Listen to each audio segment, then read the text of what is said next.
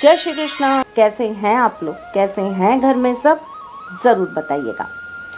जब जीवन में किसी चीज़ का अभाव होना तो उस चीज़ को जागृत कर लेना चाहिए। ठीक ऐसे ही जैसे हमारे घर में बल्ब तो लगा है, लेकिन जब तक हम स्विच ऑन नहीं करेंगे वो बल्ब आपको रोशनी नहीं देगा। ठीक इसी प्रकार से हमें जब कुंडली में किसी चीज़ के ना होने से दिक्कतें हो रही हों, चाहे वो शिक्षा हो, प्यार हो, शादी हो, जब किसी चीज़ के ना होने से दिक्कत हो रही हो तो उस घर को, उस भाव को जागृत कर लेना चाहिए। हर एक भाव का एक स्वामी है जो राशि के अनुसार है, जो तो आपको सिर्फ एक अच्छा एस्ट्रोलॉजर ही बता पाएगा। लेकिन फिर भी हमारे ऊपर जो बैठे हैं ना, जिन्हें हम ठाकुर जी कहते हैं, भोलेनाथ कहते हैं, उन्होंने डिपार्टमेंट बांट रखे हैं और हर डिपार्टमेंट पर उनका एक कमांड है। जैसे कि धन को माँ लक्ष्मी संभालती हैं, विद्या को गणपति संभालते हैं। जीवन में जब भी कुछ अमंगल हो रहा हो तो हनुमान जी उसे मंगल कर देते हैं।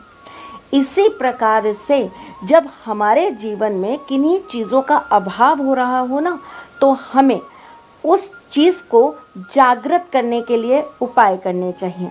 और मैं आज आपको माँ लक्ष्मी से, अगर आपको कृपा प्राप्त नहीं हो रही है तो कैसे प्राप्त होगी ये बताने आई।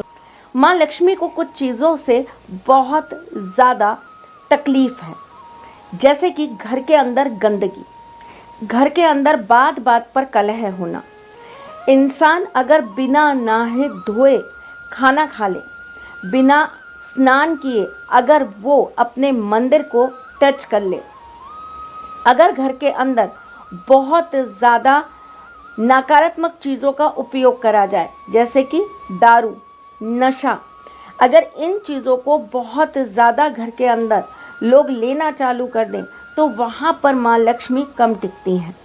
ऐसे घरों में जहाँ हमेशा एक दूसरे से द्वंद्व लगा रहता है, एक दूसरे का सम्मान नहीं किया जाता, स्त्री को गालियाँ दी जाती हैं या स्त्रियों को पीटा जाता है, ऐसे घर के अंदर माँ लक्ष्मी कभी भी वास नहीं करती।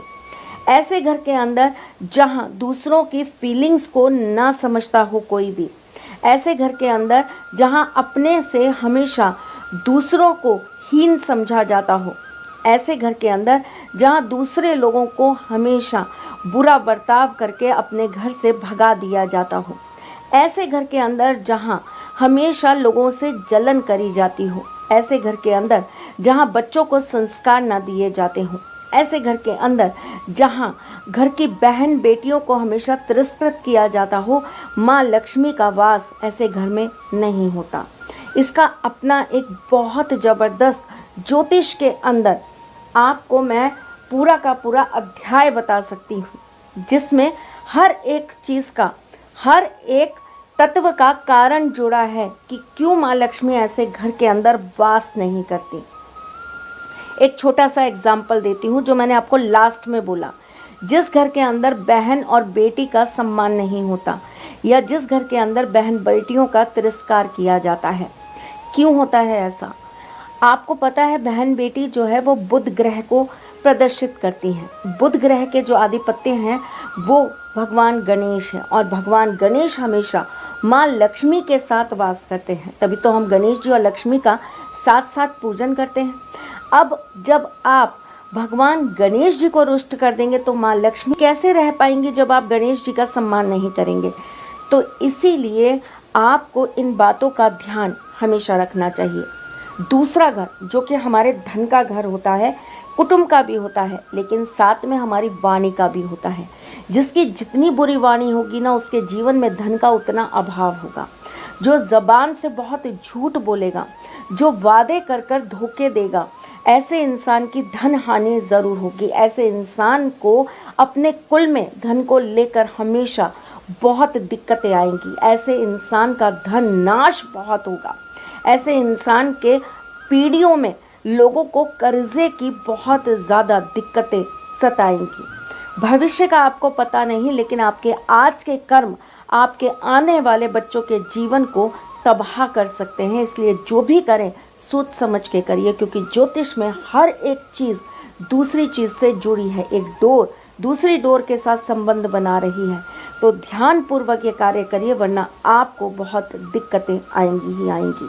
चलिए जी, आज आपको सोने से पहले एक ऐसा छोटा सा नियम बता देती हूँ जिसको करने मात्र से आपके घर में माँ लक्ष्मी हमेशा वास करेंगी। लेकिन मेरी शर्त ये भी है कि मैंने आपको जो पिछला बताया है, अगर आपकी आदतों में इनमें से कुछ भी शामिल हो तो तुरंत इसे हटा दीजिए, वरना माँ लक्ष्मी आएंगी तो सही पर रहेंगी नहीं, उनका स्थिर वास नहीं होगा।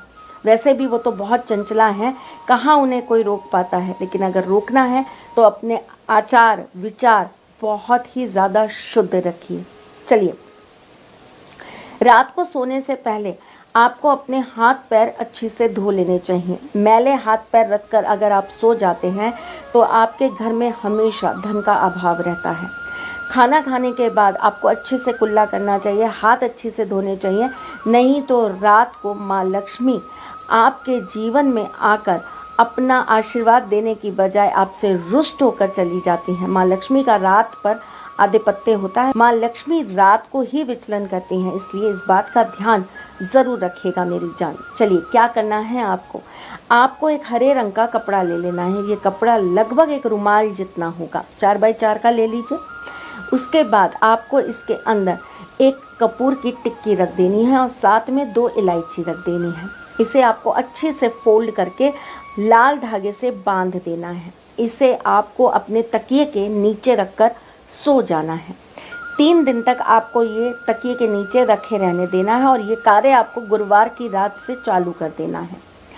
उसके बाद आपको इस पुड़िया को 3 दिन बाद यानी कि रविवार के दिन आपको ले जाकर श्री हरि विष्णु जी के मंदिर में उन्हें चरणों से छुआ लेना है और उसके बाद आपको इसको लाकर अपने घर में एक गुलाब के पुष्प के साथ अपनी तिजोरी में स्थापित कर देना है। करके देखिए, छोटा सा उपाय। जीवन में अगर आपके सफलता आए तो मुझे ज़रूर बताइएगा। मैं फिर आऊँगी कुछ नया, कुछ अलग, कुछ अद्भुत लेकर। तब तक के लिए मुस्कुराते रहिएगा, रिश्तों में मजबूती बना के रखिएगा, प्यार देते रहिएगा, प्यार लेते रहिएगा, ख्याल रखिएगा अपना और उनका जिनसे आप प्यार करते हैं। मैं जल्द आपसे मिलने आऊँगी, तब तक के लिए राधे श्याम।